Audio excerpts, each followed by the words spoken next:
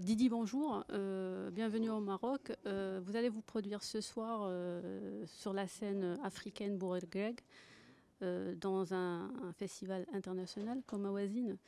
Quel est votre sentiment?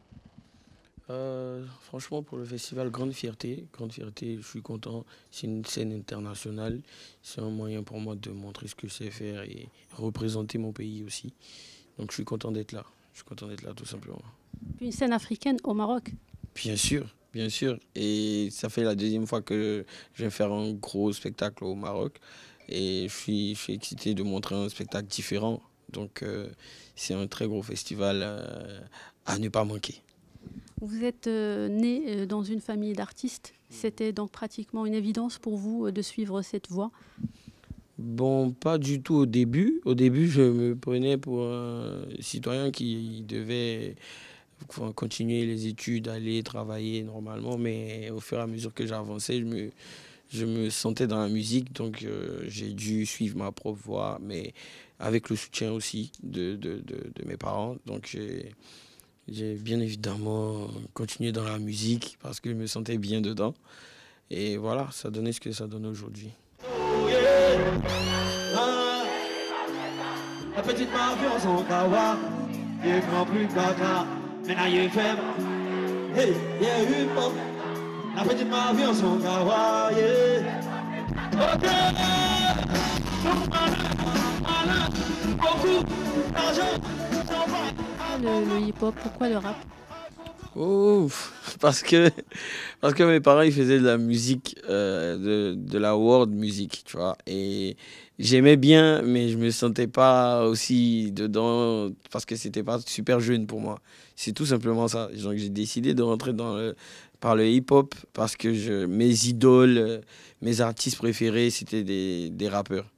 Voilà. On peut avoir une idée de ceux qui vous ont donné envie de suivre un peu cette voie? Bien sûr, Lil Wayne, Kanye West, on va dire, même en France, il y avait Section d'Assaut, Booba.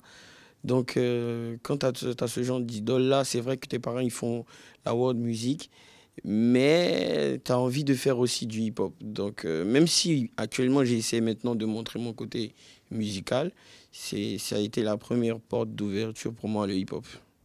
Puis il y a beaucoup de gens qui vous ont un peu critiqué parce que vous êtes un peu éloigné des fois du rap et vous avez opté pour un style plus coloré, avec des rythmes plus denses, etc. Euh, Qu'est-ce que vous répondez à ces gens-là? Je réponds juste que je fais ce que je sais faire. Je me réserve pas juste dans un seul coin. J'ai appris à faire le hip-hop, mais j'ai pas appris à faire la musique. Je sais en moi, c'est inné. Je vois mes parents chanter, danser, je sais danser. Donc, je veux pas m'empêcher de faire ça, surtout que je suis africain. Je veux faire le hip-hop à la manière africaine. Voilà. Est-ce que c'est une manière pour vous d'exporter un peu le rap ivoirien à l'international, de le rendre plus accessible? Bien sûr, Lil Wayne il existe déjà, donc il n'y a pas de deuxième Lil Wayne, il n'y a pas de deuxième. Il faut faire son rap à sa sauce pour se faire remarquer dans le monde. Voilà, faut pas être une copie, c'est tout. C'est tout ce que moi je veux pas faire. D'accord. Vous êtes essayé à d'autres genres comme le Maïmouna aussi. Comment s'est fait ce choix-là? Bon, ce choix il s'est fait naturellement parce que j'aimais bien le style. Et surtout, je trouvais que ce style-là, les jeunes qui l'ont trouvé, ils ont été très très ingénieux. Ils ont rapproché le hip-hop avec du coupé-décalé et un peu de. Ils ont mis de la danse dedans, chose que nous, dans le hip-hop africain, on faisait pas tout le temps, tu vois. Et c'est une magie qui accroche, ça accroche tout le monde. Donc, je me suis dit pourquoi pas essayer. Et bon, voilà, ça me va bien, donc j'en fais de temps en temps.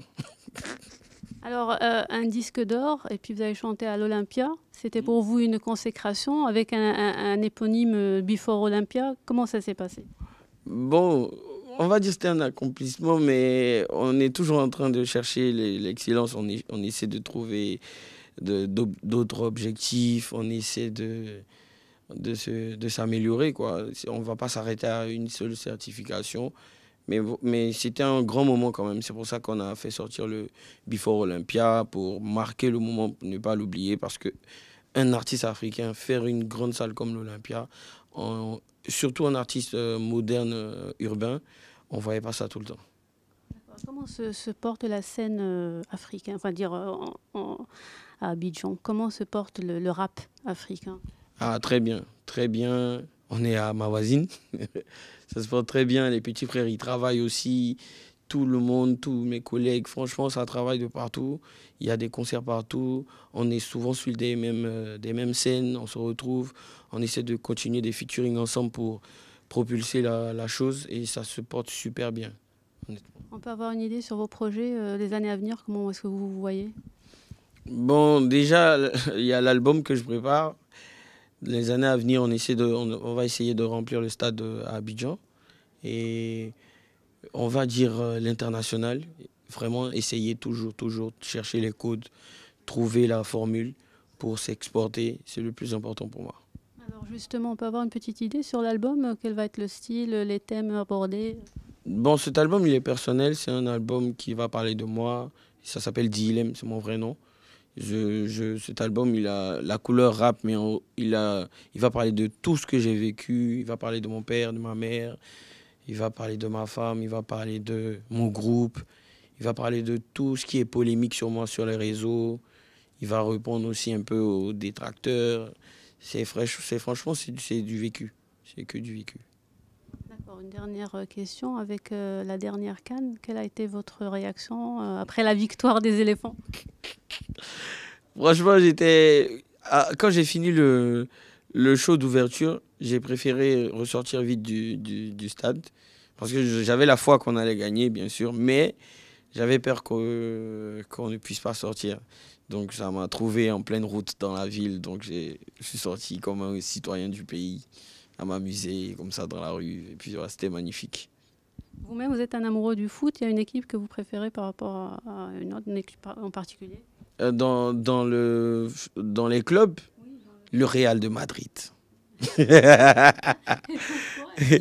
Parce que c'est l'excellence. Le Real de Madrid, c'est Zidane. Le Real de Madrid, c'est Benzema, c'est Cristiano Ronaldo. Hein. Actuellement, il y a Modric. Franchement, c'est l'excellence. Ronaldo, c'est l'excellence. Et depuis longtemps, il montre comment on peut rester constant en étant un grand club. Donc moi, c'est mon club depuis l'enfance. J'adore. Vous avez une idée sur les rappeurs marocains un peu ou quelqu'un avec qui vous voudriez collaborer? Bien sûr, je parle bien avec El Grande et Toto. On est en train de préparer un son. Et je connais d'autres aussi. Mais voilà, vu nos programmes, c'est quand on se rend compte qu'on essaie de caler quelque chose. Voilà. Merci beaucoup.